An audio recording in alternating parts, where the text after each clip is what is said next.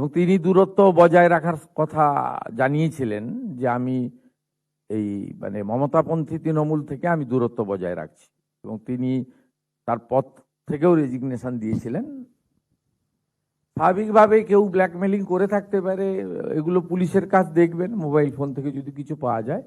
প্রথম সকালেই ঘটনাটা জেনেছি, এটা খুবই দুঃখের, এবং এই খবরটা শোনার পরে আমরা যারা তার সঙ্গে কাজ করেছি অনেক দিন ধরে, এবং 2006-এ কয়েকজন গুটিকতক মাত্র বিরোধী এমএলএ ছিল, তার মধ্যে উনিও ছিলেন, আমিও ছিলাম। তো স্বাভাবিকভাবে এটা আমার খুব আমাদের বেদনার লেগেছে প্রথমে, শক। তারপরে পুলিশকে যা বলার বলেছি, জেলা শাসককে বলেছি ময়না তদন্ত সুষ্ঠুভাবে করার জন্য, পুলিশকে বলেছি পরিবারের পাশে সম্পূর্ণভাবে এই সময় থাকা দরকার। স্থানীয় বিধায়ক ধ্রুব সাহাকে মেসেজ করেছি, তিনি কলকাতায় একটি কর্মসূচিতে আছেন, তার কাছ থেকে জানার চেষ্টা করেছি। ফাইনালি বীরভূমের আমাদের বোলপুরের এমপি অসিত মাল মহোদয় ওনার বাড়িতে ছিলেন। অসিত মাল মহোদয়ের ফোন থেকে অসিত মাল আমাকে প্রথমে ফোন করেন যে বৌদি কথা বলতে চাইছেন। আমি তখন বললাম যে আপনি দেন, আমি ভিডিও কল করব। আমি নিজে আমার ফোন থেকে অসিত মালের ফোনে ভিডিও কল করি, করে পুরো পরিবার এক জায়গায় ছিল, ওনার দুই দাদা এবং বৌদি ও অসিত মাল সহ। সেখানে আমি তাদের প্রতি সমবেদনা জানিয়েছি, পাশে থাকার অঙ্গীকার দিয়েছি, এবং ওরা শোক সামলে নেওয়াটা খুব কঠিন। আর আমি ওনাদেরকে জানতে চেয়েছিলাম যে আপনাদের কেউ উত্ত্যক্ত করেছেন কিনা, এর মধ্যে কিছু ঘটেছে কিনা এই আমাদের এই 100 দিনের মধ্যে। উনি বললেন যে না, ধ্রুব সাহা তো জেতার পরে বাড়িতে এসে ধ্রুব সাহাও বলেছেন, প্রণাম করেছেন, ওনার বাড়ি থেকেও আমি কনফার্ম করলাম গেছিলেন, প্রণাম করে এসেছেন, আশীর্বাদ নিয়ে এসেছেন। সাথে সাথে কোন স্তরে তারাপীঠ ডেভেলপমেন্ট অথরিটি বলুন, পুলিশ প্রশাসন বলুন, কোনো চিঠি নোটিশ ওনাকে কেউ করেনি, ডাকেনি কখনো। উনি খুব পিসফুল্লি ছিলেন ওখানে। হয়তো শাসক দলের একজন ডেপুটি স্পিকার, মন্ত্রী হিসাবে যে ক্ষমতা তার ছিল সেটা চলে গেছিল, কিন্তু স্বাভাবিক জীবনযাপন ওখানে উনি করতেন, সবার সঙ্গে মিশতেন। বাড়ির লোক তো বলছে আমাদের সঙ্গে তো সবার সম্পর্ক ভালো, বিজেপির লোকজন তো অধিকাংশই ওনার ছাত্র, আমার ছাত্র, ওনার দাদারাও শিক্ষক সম্ভবত। তা আমি তাদের পাশে দাঁড়ানোর কথা বললাম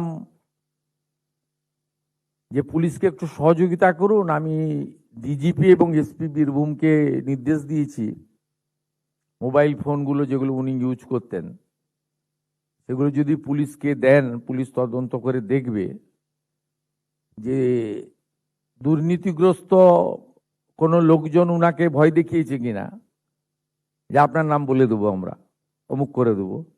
কারণ একটা তো মমতা ব্যানার্জির যে তৃণমূলের যে অংশটা মমতা ব্যানার্জির সাথে আছে, সেই অংশটার সঙ্গে তো উনার দূরত্ব তৈরি হয়েছে।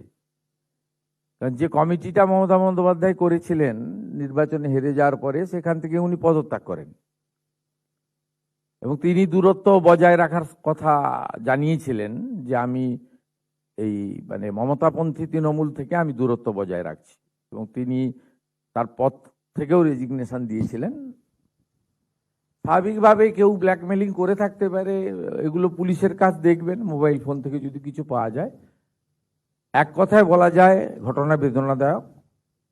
দ্বিতীয় কথায় বলা যায়, আমি বিধানসভায় দাঁড়িয়ে একাধিকবার বলেছি, আমি নামগুলো উল্লেখ করতে চাই না, আমি দু একজনের নামও বলেছি, আপনারা দেখেছেন এমএলএ বিধানসভায়, যে এদেরকে তো আর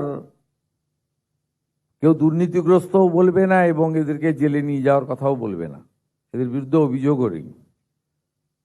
তার ঠিক একইভাবে আশিস বন্দ্যোপাধ্যায়ের ক্ষেত্রে বলা যেতে পারে, একজন শিক্ষাবিদ, সজ্জন রাজনীতিবিদ,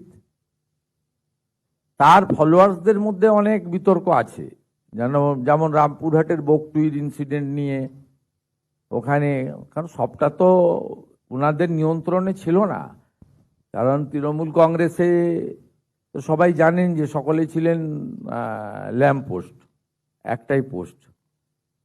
তাই উনার সহযোগীরা বা উনি যাদের নিয়ে রামপুরহাটে রাজনীতি করতেন তাদেরকে তো সার্টিফিকেট আমি দিতে পারবো না। রামপুরহাটের বকটুইতে অনেক ঘটনা ঘটেছে, ওখানে স্যান্ড মাফিয়াদের দৌরাত্ম্য আছে,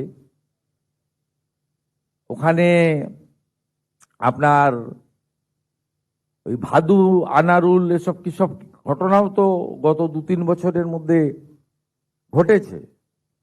কিন্তু ব্যক্তিগতভাবে একজন শিক্ষাবিদ, সজ্জন, সৎ মানুষ, তার এভাবে চলে যাওয়া এবং কোনো কারণ ছাড়াই, কারণ মিনস এই জন্য বলবো, বিজেপি প্রার্থী জিতে 5 বারের এমএলএ কে হারানোর পর বাড়ি গিয়ে প্রণাম করেছে।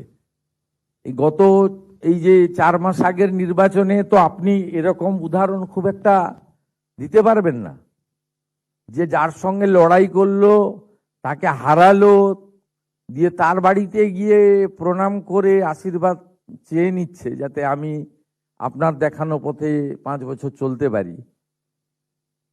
এটা তো ওনার ক্ষেত্রে ঘটেছে। বিজেপির ওনার পরিবারও আমাকে বললেন যে বিজেপির সকলের সঙ্গে আমাদের সম্পর্ক ভালো।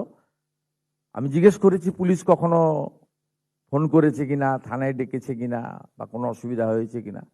কোনো অসুবিধা ওনার হয়নি, কারোর সঙ্গেই কোনো খারাপ সম্পর্ক ছিল না। স্বাভাবিকভাবে ওনার চলে যাওয়াটা দুঃখজনক, এবং উনি থাকলে আমার মনে হয় ভালোই হতো। উনি অন্যায়ের বিরুদ্ধে এবং তৃণমূল কংগ্রেসের দুর্নীতির বিরুদ্ধেই মমতাপন্থী তৃণমূল থেকে তার দূরত্ব তৈরি করেছিলেন। খুব অল্প সময় পরবর্তীকালে তিনি আমার সঙ্গে দেখা করার জন্য অনুরোধ পাঠিয়েছিলেন বেশ কিছুদিন আগে, যেহেতু অনেক দিনের একটা চেনা পরিচয় ছিল, মুখ্যমন্ত্রী হিসেবে শুভেচ্ছা দিয়েছিলেন। বলেছিলাম আপনি কখনো কলকাতায় এলে আসবেন, সচিবালয় তো কোনো দলের নয়, সকলের। আপনি এতদিন প্রাক্তন এমএলএ ছিলেন, বিধানসভায় আপনি আসতে পারেন, এক্স এমএলএ হিসেবে আপনার পূর্ণ অধিকার আছে, নাগরিক হিসেবে তো আছেই, x MLA, x deputy speaker হিসেবে এক্সট্রাও আপনার অধিকার রয়েছে। সব মিলিয়ে বেদনাদায়ক। আরেকটা কি বলছো?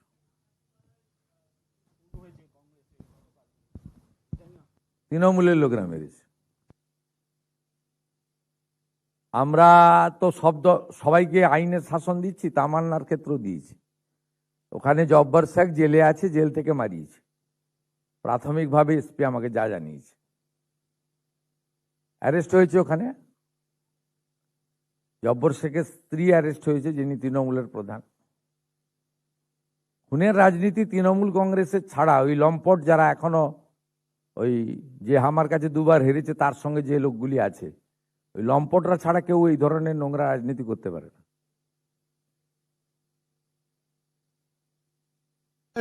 और एक वीडियो सामने आ रहा है कांग्रेस ऑफिस से, जहां पे राहुल गांधी बोल रहे हैं कि हम लोग यहाँ पे वंदे मातरम नहीं गाते हैं, अपना गाना खुद बजाता है, अपना गाना खुद गाते हैं।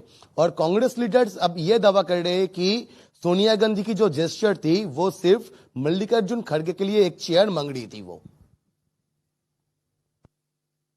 उनका तो कंपनी का चेयरपर्सन क्या किया सब देख लिया, और कंपनी का मैनेजिंग डायरेक्टर खुद बता दिया वंदे मातरम नहीं चलता है इधर।